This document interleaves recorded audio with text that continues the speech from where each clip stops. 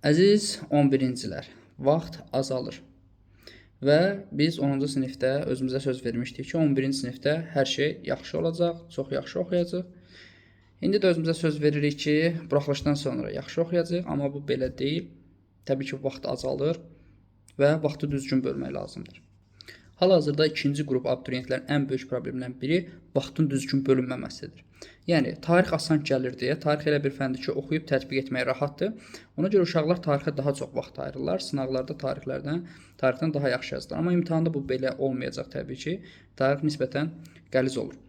Digər bir məsələ isə riyaziyyat və coğrafiyadır. Əsas fənlər olmasına baxmayaraq, uşaqlar bu fəndə biraz nisbətən çətinlik çəkirlər. Niyə? Çünki bu əzbərçi bir fən deyil. Hər iki fən riyazi, məntiq tələb edir.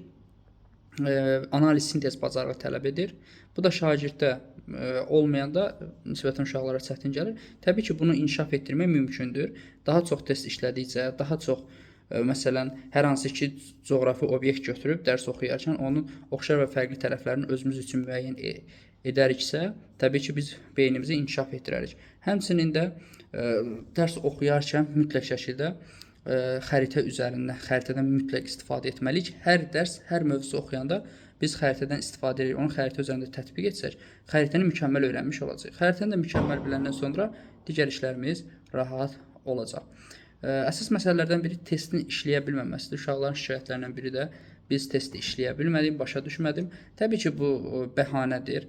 Yəni, ən azı elə deyən şagirdlərin məsələn, deyirəm ki, gəl yaxşı, problem yoxdur, bir yerdə işləyək. Otururuq, bəzi sualları göstərirəm, özü cavab verir mənim yanımda. Amma halbuki evdə də oturub işləsə, o cavab verə bilər də. Sadəcə olaraq bir neçə testə baxırlar, sonra çətin gəlir deyə avtomatik olaraq deyirlər ki, mən bunu yazmıram, bu nisbətən çətindir.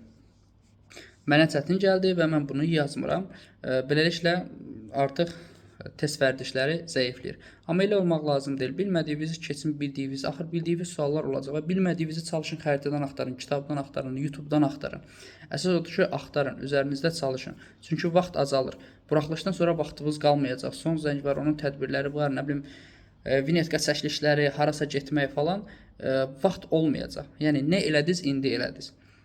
Buraxılışdan sonra təbii ki, vaxt azaldığına görə, həm də ki, buraxılışa bir həftə qalmış daha intensiv hazırlaşırsınız və bundan sonra yorulursunuz. Deyirsiniz, qoy mart ayı keçsin, apreldə təzədən oxuyacağam, apreldə istilər başlayır, may istilər başlayır. İlin yorğunluğu təbii ki, ekstra nəsə eləyə bilmirsiniz. O baxımdan da elə indidən vaxtı düzgün bölmək lazımdır. Hər üç fəndə normal vaxt ayırmaq lazımdır. Sınaqlarda iştirak eləmək lazımdır. Testləri